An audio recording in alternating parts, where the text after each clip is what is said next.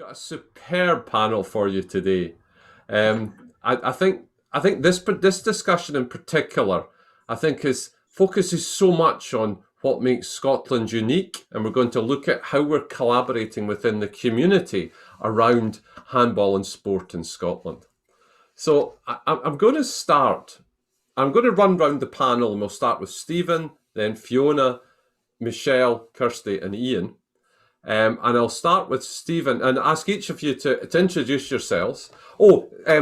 Fantastic to have you with us, Shane, and thank you for the note in the chat. If anyone else has got any questions for us, use the Q&A function or the chat. And please share where you're joining us from as well, because I believe, Shane, are you joining us from the States, I think?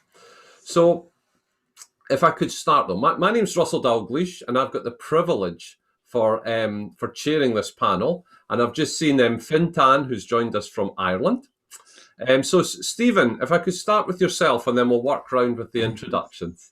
So my name's Stephen Neilson, and I'm the Chief Operating Officer of Scottish Handball.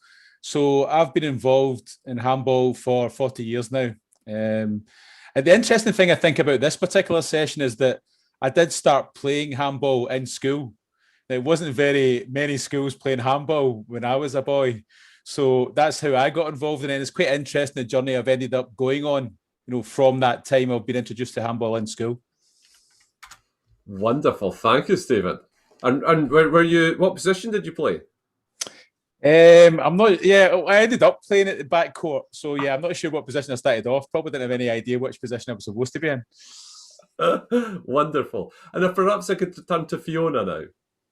Hi, I'm Fiona. I'm currently in Glasgow in Scotland, and my handball story is slightly different than Stevie's.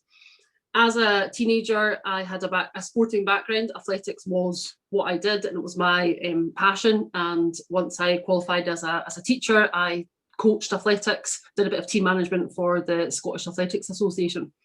And it was in my sort of desire to try and get tickets for the Olympics in 2012 that we kind of stumbled across handball.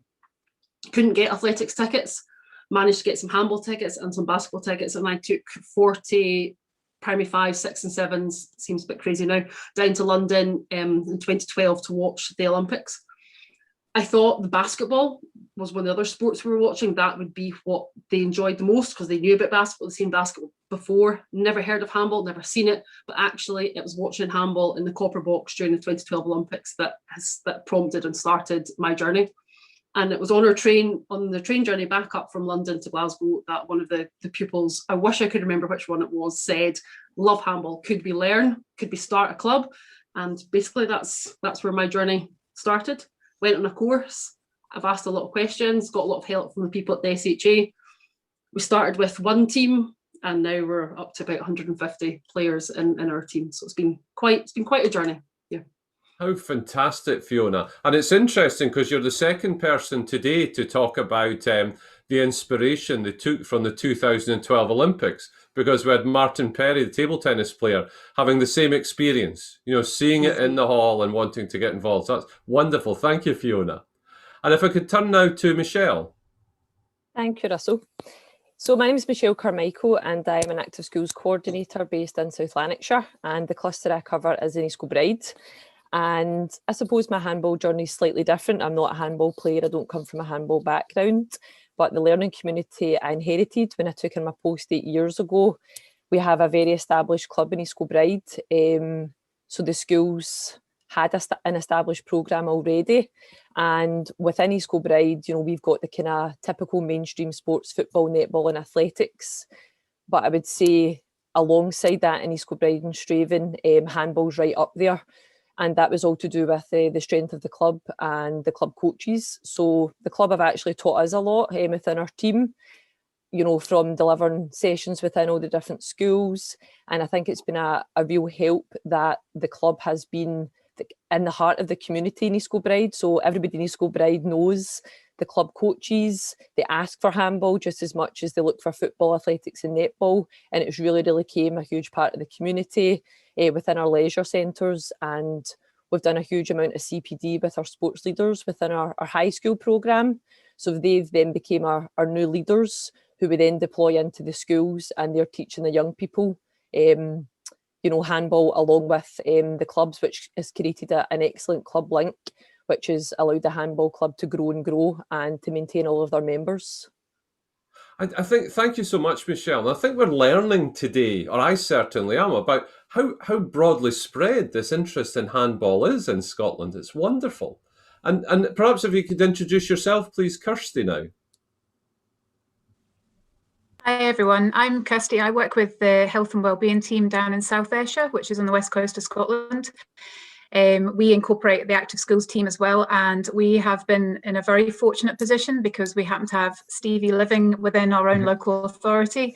So probably started our handball journey, I think we said 2008, Stevie? Yeah, that's right.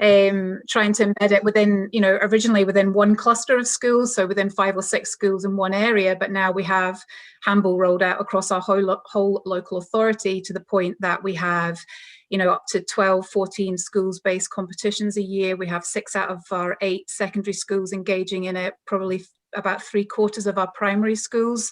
So it's really embedded in our authority. And, the discussion we had yesterday is that hasn't happened overnight. That's been a long process, and we've still got some steps along the journey to take. But it's been a really positive experience, and it's been a sport that has been really easy to embed into practice in schools and communities, just because it's such an inclusive sport. So I'm delighted to be here. My own handball journey is pretty limited. I played it once and I broke somebody's finger, so I'm probably not the person to come to for any technical advice, I would say. Thank you, Kirsty.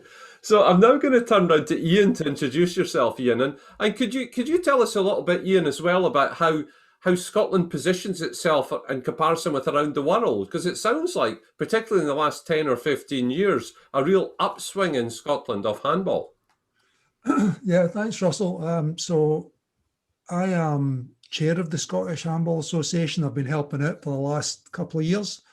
My journey has been circuitous. I was a grassroots football coach from a local community club for a dozen years or so, which was great fun. When that came to an end, I was looking to get involved in a different capacity in sport, because I'm very passionate about it as a vehicle for development, especially for young people. And about that time, Stevie and company were looking for some help on the board level and governance sense. So I was aware of handball.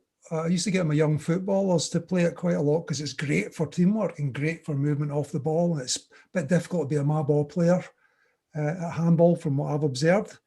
And I'd seen it played abroad a bit and thought that's a fantastic game. But what sealed the deal for me was hearing about things like the work that is done in schools. That's why I'm very interested in this session.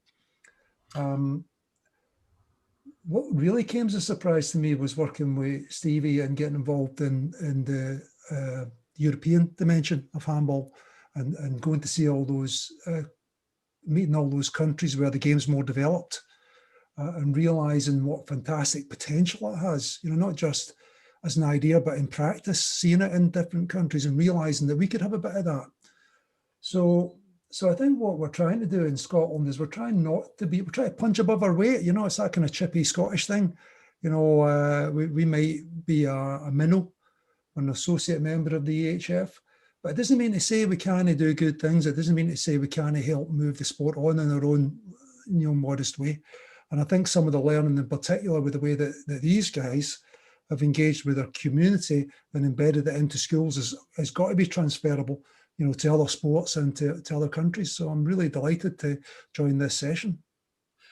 Well, thank you so much, Iain, and welcome, panel. So there's been a couple of you mentioned that the Active Schools programme, and perhaps, Stephen, if I could turn to you just to explain a little bit about what that is and what makes it unique in Scotland and the success it's brought. Oh, he's on silent. I'm sure I'll get a fine for that. Yeah, so the Active Schools Network's been around for about 16 years, and it's something that's funded through Sports Scotland, the government sports agency. There's about 400 Active Schools coordinators and managers throughout Scotland. And for the people who are not from Scotland, there's about 32 local authorities. So it's pretty much spread around those authorities. And their kind of role is to get children and young people just to do sport or get active. and just get them engaged in the times outside of school. So it's very closely connected to education, but it's really the primary purpose is to get them involved outside of those school times. And also a very important part of that as well is just connecting up to the local clubs around for whatever sport and make that happen. And it's interesting from our point of view, because we've really been working hard on development for about the past 20 years. And probably for handball, it's been invaluable because it's really probably accelerated our ability to actually access education in young people, because we've got this collaborative supportive team around us within Active Schools Network to actually help us get handball out there. So if I've got this right, the Active Schools programme encourages all sports and for children to participate in that, but it's got, and handball's one of those, or why is handball in particular benefited from the programme? Yeah, I think it's also something that Jane mentioned in the chat from Taekwondo. She was asking about how, with different experiences with it within Active Schools. And I think really in some areas of Scotland, there's some sports that are more dominant than others. So it's quite a challenge where handball isn't a traditional sport. But as has been mentioned, I've kind of like pestered Active Schools around my area to get it there. And I mean, I think it's a sales job. You've just got to work with them and convince them that your sport has got something to offer to what their goals are. And I suppose you have to find that common ground of what are the shared goals of what we're trying to achieve there. So, I mean, it really goes back to this whole thing about the conference, about the collaboration and getting shared goals and where you're trying to take things. And I think, there's a lot of sports out there, but yeah, you've just got to try and win a little bit of your share. Thank you for that, Stephen. And Michelle, if I could turn to you, you're obviously heavily involved in this, so you're on the ground doing it. What's your experience? I think for us, we obviously link with a number of clubs. So we don't just have the handball club, we've got the cricket club, the tennis club, the rugby club, football clubs. And it's managing expectations of all the different clubs that you're linking with and working with. And sometimes what happens is, you'll be sitting around your tables with a number of partners and a number of clubs. And sometimes they're all maybe looking for the same target group of children. But our job's got to be that it's got to be equitable for all your schools so that everyone can have a share of the club and the opportunities are the same for all of the children.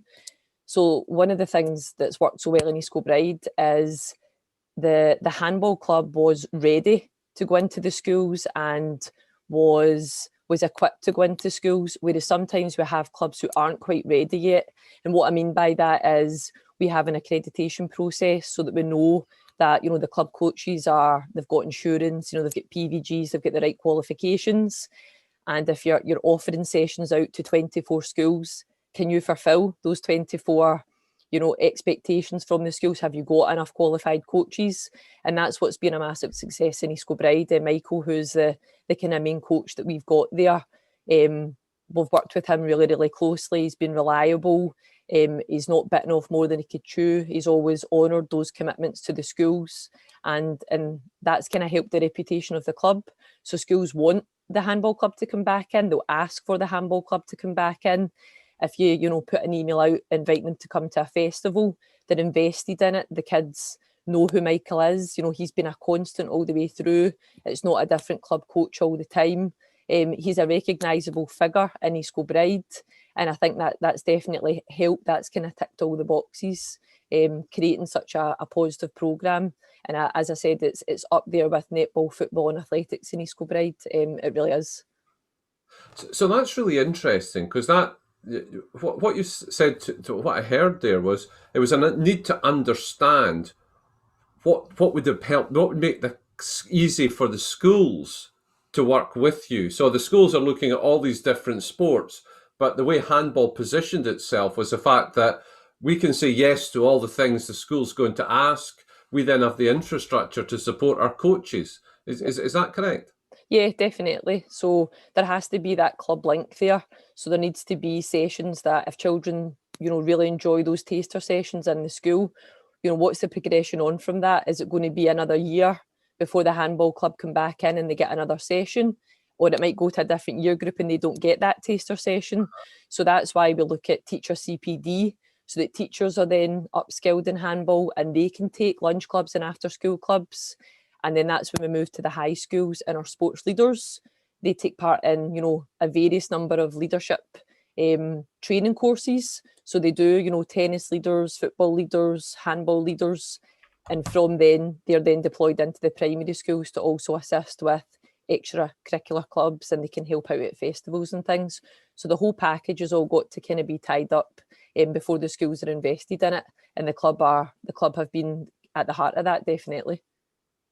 I think this is really interesting, and imagine this is going to get watched a lot of times because it's about how to make it work. Fiona or Kirsty, would you like to come in on this, on your experience?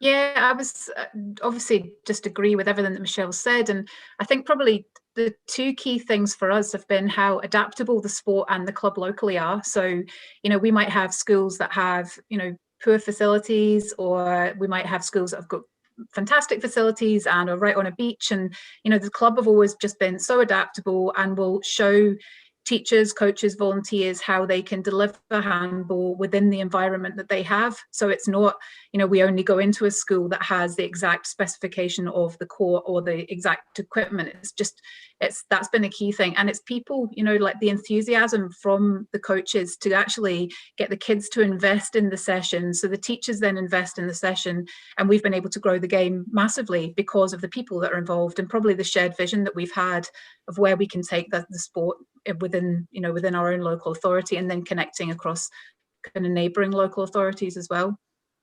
How brilliant. And it's, Iain, perhaps you could answer this one. Is it the structure within Scotland for supporting different sports sound like it's quite strong?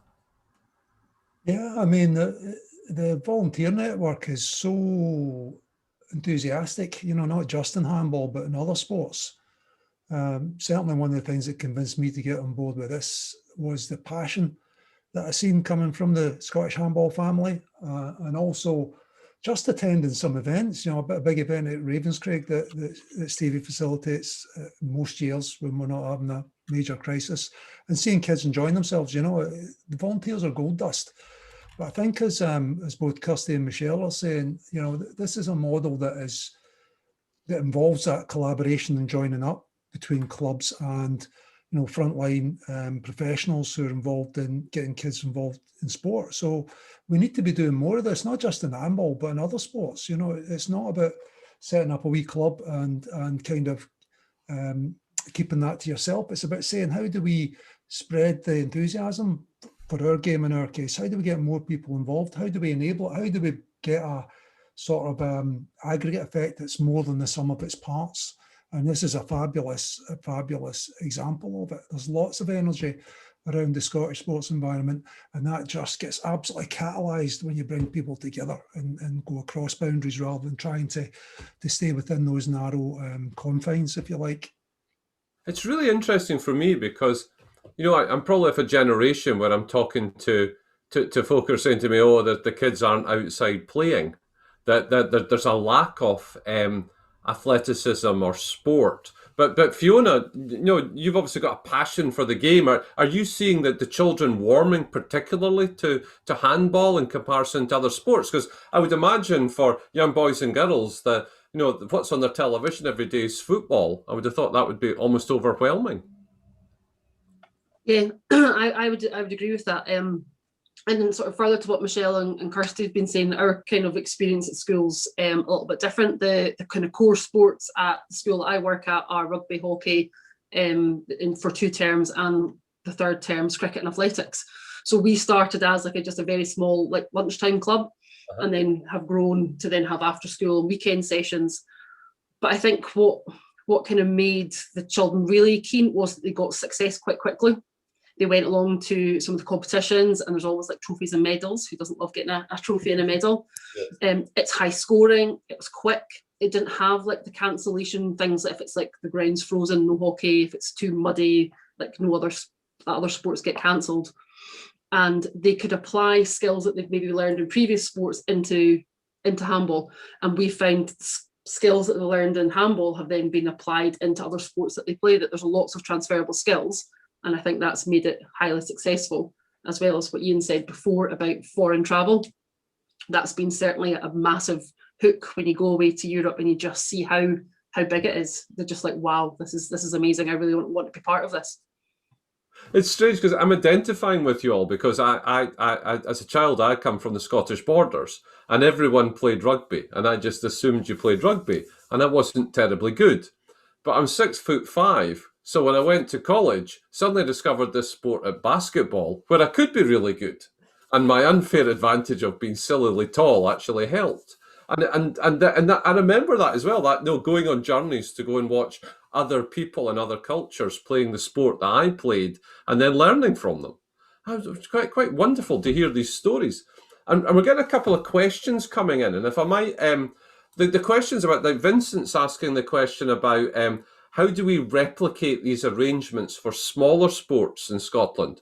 So, what can people learn from handball?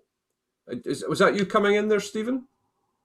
Yeah, I mean, I think I mentioned a little bit earlier. I mean, it is a very busy market to get your sport into the areas we're talking about here within the active schools, because there's 50 recognised sports, I think it is, by Sport Scotland. So if 50 knocking the doors of active schools in East Kilbride, then Michelle's going to have a pretty difficult time. So I think you've got to go out there and try and sell your sport a little bit and then just start to find the relationship. I think, in my experience, our development started way back about 20 years ago, before active schools was around. And certainly I would say we had a lot of doors shut in our face at that time and no one wanted to know. So it was a lot of perseverance of working hard and eventually getting a bit of an opportunity, which at the time was in West Lothian, where we kind of started then. And we got a little bit of something started and it just started to grow. And the example of what was happening there then did transfer to some other areas. But you need that little opportunity. Like in East Kilbride, you've got the club's been there since 1972. So it's just finding where that opportunity is to get the relationships built, I think, with active schools or a school like Fiona's as well, where she's had that real interest, personal interest. But once they come to you and say, we quite like handball, how much, then it's like, how can we help you take that forward? And it's strange because I suppose that's like anything in life. You've got to believe in the vision and then start working towards delivering that. And I found this area of collaboration is incredibly important to that. And you guys seem to have such an advantage in handball in that I can't believe the international reach of people that have wanted to come along to participate today. If we were doing this conference just in Scotland in a large venue, we'd have a great audience there and we'd all get to see each other. But this seems to have opened it up to the whole international handball family have all wanted to get involved. Like Stephen, you were saying you had someone from Albania on the phone earlier. Looking forward to this. Yeah, Armand, the president of the Albanian Handball Federation, called me because I forgot to mention to him about the conference. So he called me up to let me know he was going to be coming along. So that was really good. But yeah, there's a lot of connections worldwide. And I think, while handball is a very strong sport in Europe, it's a very much a developing sport still in maybe 80% of the world. And I think that's why there's such great interest from different countries, because I think, and I said earlier in the introduction in the previous session, that we want to share our stories, but we also want to hear their stories as to how we can speed up this process of building the sport. But I think it involves asking. I think there is a need to reach out. Have any of the rest of you had any experience with the international family of handball? We've travelled and played abroad. Great. We've taken Did you teams. find that helped the children to get deeper into the sport? Absolutely. I remember our very first trip to the Partial Cup in Sweden, in Gothenburg in Sweden, and have this opening ceremony. And there was like tens of thousands of people in it. And I think they just came in and was like, wow, this is incredible. And then one of the competition venues in the centre of Gothenburg has like 30 outdoor courts, and that's just like one venue. I think they can see like how big and how popular it is. And then they come back and feed that to the children that are younger. And I've certainly found, having senior players, that our younger players aspire to be like them. So not necessarily just playing, but they pay back, like the active schools. People have been saying, like sports leaders, coaching, giving back to the younger years. And I think that relationship, that dynamic works really well. That you've got aspiration within your own club, within the own country, but then also playing abroad adds lots of different dimensions to what makes it successful. I think as well, it's important to understand the scale of the Partial Cup in Gothenburg. I mean, it's like 25,000 handball players. go there. Well, in a normal year, obviously it's not going to happen this year either. So I mean, that kind of, it's interesting, that experience of the children, because when they have certain experiences like that, it really does. It's something they really remember. So our first match we played, we lost by like 40 goals in a half-an-hour match, and that was, and then they built on that. We learned, and then when we were there 2 years ago, the last time we went, they'd been a team finishing the top 8. So actually, within that journey, it's been massive, and we've all learned a lot, like Stevie's saying. I think that's a wonderful thing about sport. And I think you said that, Fiona. It's fast scoring, and you get to see that progress. Because I was thinking about it in terms of rugby, and we've seen in Japan the journey they've made from being. I can remember going to watch Japan get beaten by 80 points by Scotland, and then they end up beating South Africa, and then that kind of steady progress. And it sounds like Iain, is handball the correctly positioned sport in Scotland to be the sort of the next big thing, do you think? All sports have got a big part to play, and all sports bring fantastic development opportunities for kids in particular, and that's what we're really interested in, right? We're in the process of making better people here rather than, anything else. We're trying to give kids in particular, life skills. Handball, we're really interested in working, with people like Michelle and Kirsty and Fiona, and doing more of it. EK, I've got a good, East Kilbride have had a good name check here for the schools league that they set up. I know Trist did some work just before the lockdown, Trist and Cumbernauld in North Lanarkshire. So we want to do more of this. The thing that we can offer is an indoor sport that's accessible, that's intuitive, running, jumping, catching, throwing, that's team orientated, that's fast, that's fun, that's family friendly, and quite important in Scotland is indoors, right? We've got some great resources that our ops manager Julia Stenhouse has put together on our website that we're desperate to share.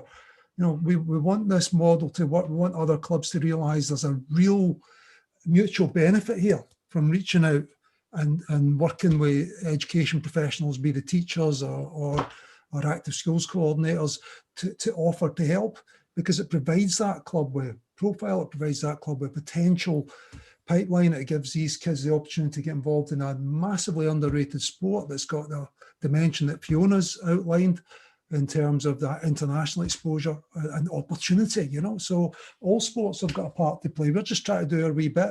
And this is a great example that we're really keen to replicate.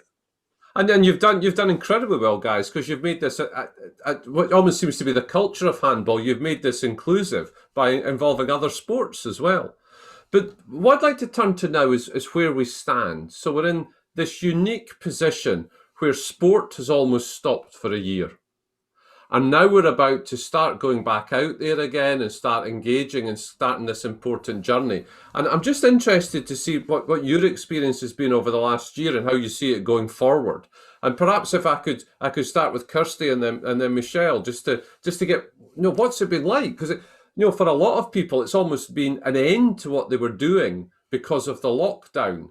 Do you have to go out and get new kids to take part, or is that desire going to be there? What do you think, Kirsty?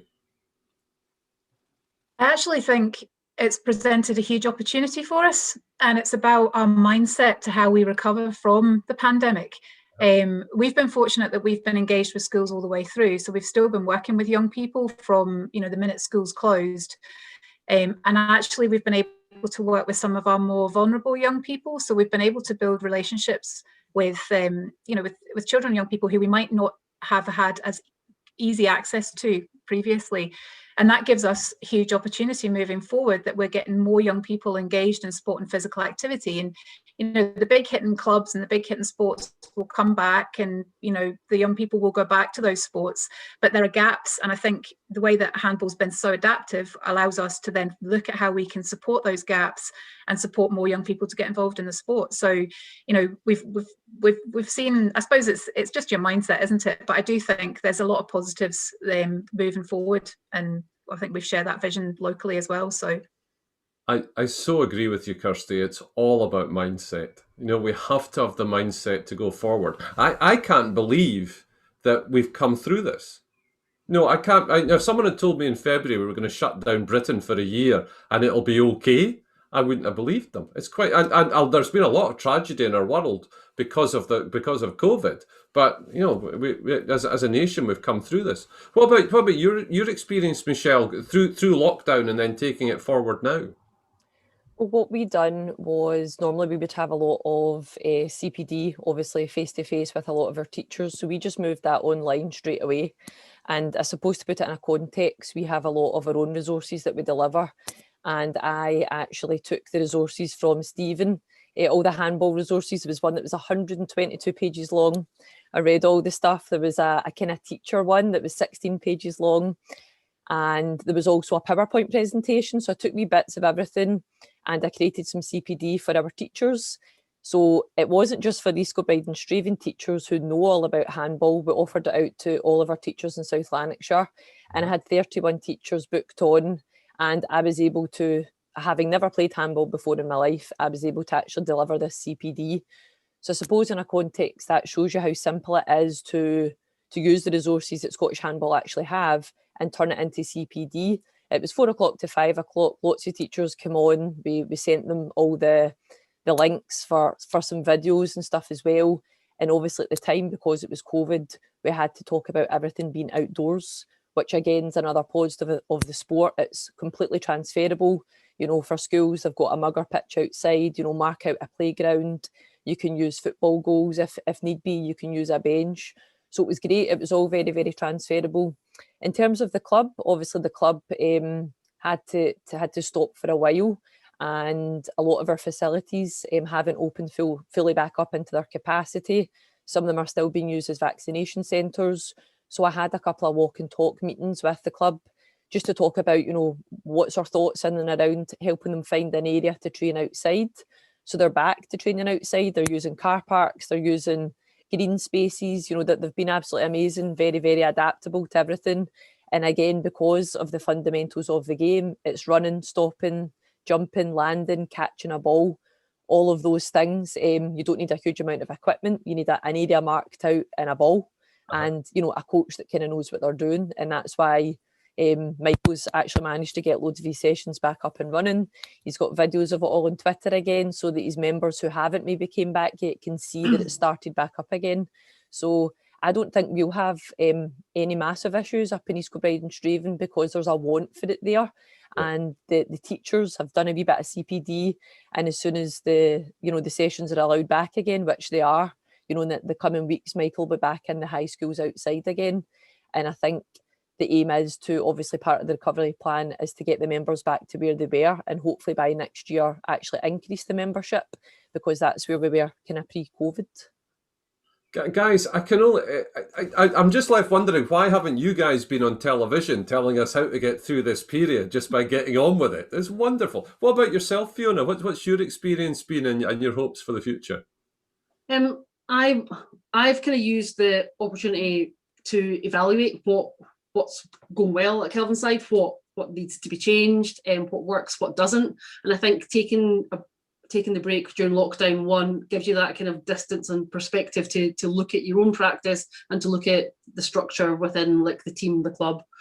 We ran some online sessions so that we could still keep our players active during the second lockdown that we've just come out of. As the other girls have been saying, we've been playing outside, which is not something we're really used to, and we've been able to focus back on the basics. So handball is a simple game in its essence: run, jump, throw, catch, and it can become very complicated, and it's been even quite nice for our older players to go back to just the basics, back to what they did right at the beginning. But on a kind of other front, the SHA have been involved, I've been involved right with the coaching group, and we have developed CPD packs for teachers, and it's been a good opportunity for that as well, to use the time we would have spent coaching to actually give back and redo coaching programs, get some good packs ready to send out to schools, which I think, if Stevie keeps me right, are available to be downloaded from the website.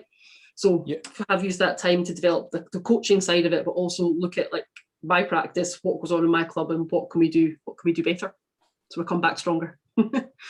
Tremendous, absolutely tremendous. And we see the websites there, handball.scotschools. So it's great to see that. So we've got a couple of questions. If I may, I'll put these questions to the panel and whoever wants to jump in and answer them. So Finton was asking, do you see the prospect for regional international competition, England, Ireland, etc., and maybe the Faroes? Yeah, I mean, so obviously in the next session, we've got the Faroe Islands coming on to talk about their development, but it's something quite keen on. I think this goes back to the point we made with that Fiona made earlier. The experiences, of the children when they do sort of go abroad or get involved from children from other countries, it gives them these amazing memories. I mean, what is sport for? It's to meet great friends and to get great experiences. And I think certainly we would consider working with other countries who are close to us at any level. It's just how do we create a sustainable model? So we'd love to do it at a school level because as Iain mentioned earlier, we've had school competitions since 2010 for both primary school and secondary school. So it would be quite interesting that the next step was we had a schools competition between the Faroes and Ireland and England, to see the champions in the local area, because I think that it just makes it fun. I think it makes sport fun. Anyone else got a thought on that question about internationals? I think for schools, that would be a great carrot for schools. Schools are very, very, very competitive. And I think that would give them something to work towards as well. So they would make sure that there was an after school club available for kids to train them up, to maybe pick a strong team that were interested, and knowing that there's that element of competition and a little bit of progression, and quite high profile progression as well. That would be absolutely fantastic. And as Stephen said, it would be a lasting memory. And especially schools competing for a trophy in their cabinet, you'll always get them kind of hooked in that way as well. I think Champions League model that's used in Europe with like the Final Four, not sort of been adopted for the British playoffs. I think the school model would do really well with that as well. You got sort of the top 4 teams play like a semi-final and a final over like a 2 or 3 day period. I think that'd be very well received. So I would agree with all that, and I've had this conversation with Finton before. So it's a great opportunity. The couple of things I would add. One is I'd encourage clubs to embrace this opportunity. Don't wait for anybody to organise this, right? Get in touch. It's going to be tough, but get in touch with your active schools coordinators. Get out there. How do you do that, Iain? How do you find out who your active schools coordinator is? Well, I think it'll be different for different clubs in different locales. But most of the clubs have quite strong relationships with the schools. Maybe Stevie can pick up on this. The point I would like to try and make is that it's a two-way street. Barry Cook, who's put a point on the chat here and who's helping us out tomorrow in the referee session, is pointing out that it's a great opportunity to recruit potential coaches into the club, right? But you got to give a bit to get a bit. The other thing is, we've a bit of a tendency, and we touched on this with Stuart in the last session, a bit of a tendency to wait for folk to organise stuff. Actually, I don't think there's anything to stop, clubs getting involved in schools and schools getting involved in reciprocal visits and so on. I don't think everything has to be a big tournament. And I think that we do have a role to play to facilitate that sort of thing, and very happy that we've got the British playoffs coming to Scotland 3 years in a row. We'll hear a bit more about that in the Orium session tomorrow with Melissa and Julia and Keir. But, think local. We've got a sport here that's really accessible, and we've got people who are really passionate about it. So why not think about doing some low-key, ad hoc stuff to get it all started? It's quite interesting about this area of collaboration.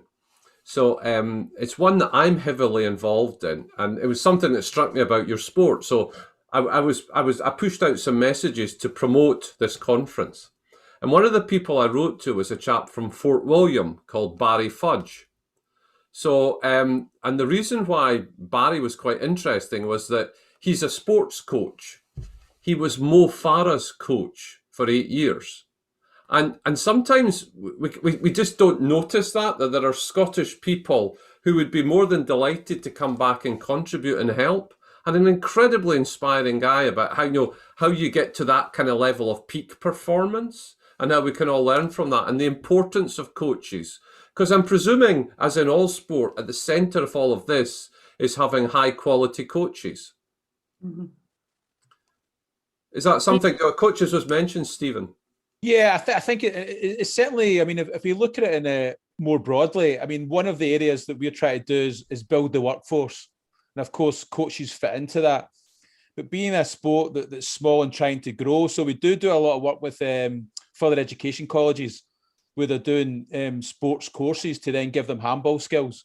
So we're very conscious that we need that. So I mean, in reality, we do need good quality coaches. I suppose we need not so much the quality within the handball, but like Michelle was saying earlier about reliable coaches who do what they say they're going to do, and you know that's really important. I think for the types of coaches that we're looking for, because really we need a lot of coaches at the bottom end who just can coach in a basic level to help introduce what handball actually is. So that building the workforce is very important.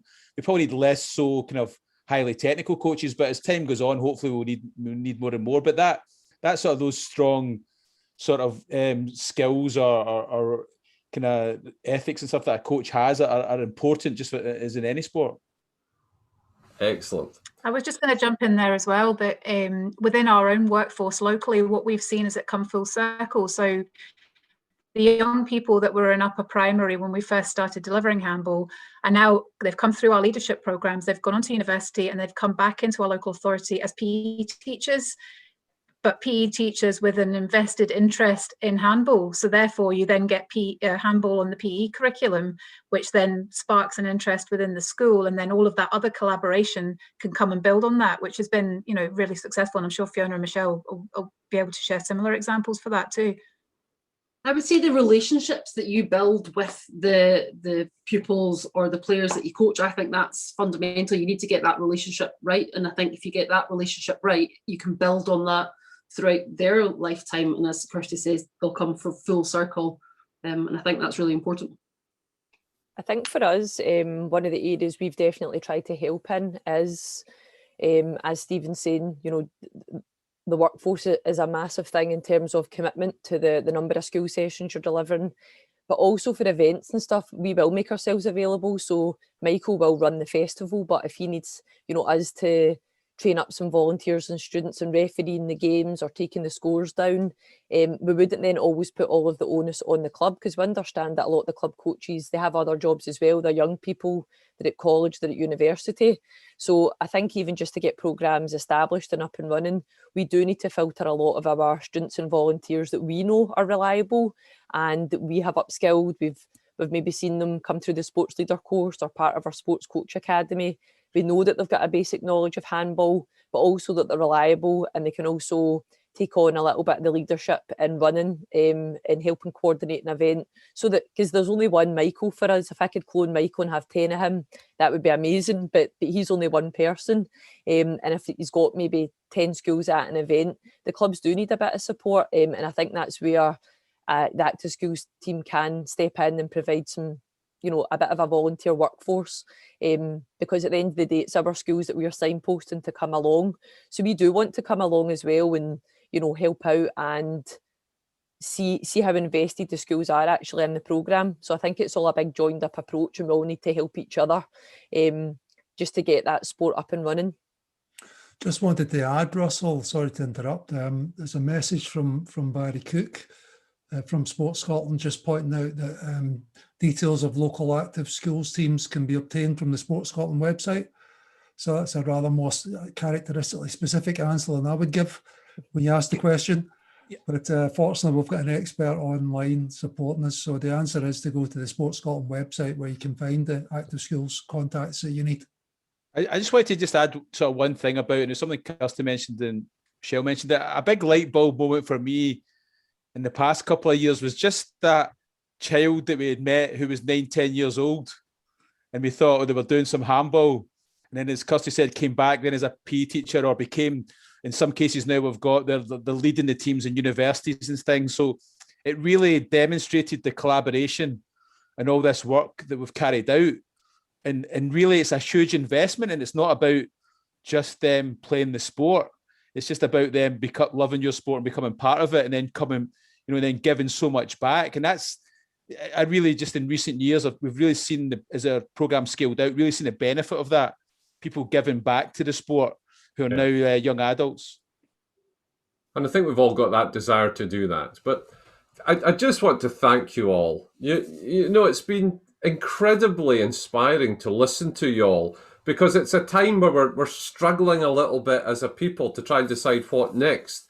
And, you know, we've seen things about, you know, in other sports where money seems to rule all and people try and do really daft things. Whereas this is the grassroots sport, particularly based around something that's inclusive, indoor, outdoor people to get part of it. So thank you for you all. The next session is unbelievable. It's about minority sports in small countries such as the Faroes and Portugal.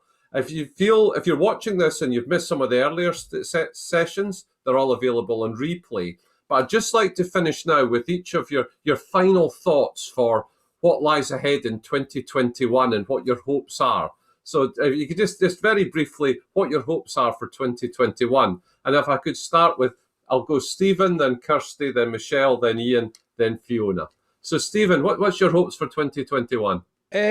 My hopes for 2021 are just to keep these great relationships that we've got with the people on this call, and just expand those relationships with other people as well, and just get our great sport further out there in other areas of Scotland. Excellent, Stephen. Thank you. And Kirsty? Yeah, probably following on from what I said earlier, that, you know, throughout the pandemic, you know, being able to leave your house to exercise was deemed an essential part of your day. So my vision and my hope would be that as a nation, we really take our own health and well-being seriously, whether it's handball or whether it's a multitude of other sport and physical activity. So that's a big one. Thank you, Kirsty. And Michelle? I would probably say Stephen and myself have been working on a one-page business plan for handball for the full of South Lanarkshire, and that's something that we do with every single one of our sports. So I think for my team, we're looking to move out of East Kilbride, get things back up and running, increase the membership up there, and we're looking to move into other areas in South Lanarkshire and get everything in the one-page business plan to green. So increase the members, increase the number of schools taking part, increase maybe start another club session in some of the other localities as well. So I think just continuing to grow the sport and keeping everything very positive as it already is in East Kilbride. So yeah, definitely. Thank you, Michelle. And Iain, as part of your answer, could you answer Martin's question, which is handball a year-round sport at schools, or is it season-based? I don't think I can answer that question, but imagine it's season-based. There might be somebody who can answer that better than me. We play it all year round. Thank you, Michelle. We play September to June. Well done, Michelle. You threw me a bit there, Russell. So I think the question was, what do we want for this year? What's your hope for the future? Oh, hope for the future. Well, first of all, I'll say I'm full of admiration for what you guys have done. Yes, it's important to us because schools are a key part of our strategy, along with growing the women and girls game and strengthening our clubs. My wish for this year is more of this, right? Great if it's handball, fantastic if it's handball, but more of the sports clubs and communities trying to join up with this holistic approach, you know, this collaboration across boundaries to just get more kids in particular active again. That's my wish. Thank you, Iain. And finally, Fiona. For the next year, I would like to try and build on what went before, try and maintain and increase the number of children we've got playing. They're all really looking forward to getting back competing. For us, trying to build a senior team is probably our biggest challenge and something that we're going to have to look at. And also want to just keep learning, keep asking questions and spread the word, spread the game, get more people playing. Well, thank you all. That's been an absolute joy for me this evening. And I wish you all well, and join us for our next panel on the hour. Take care.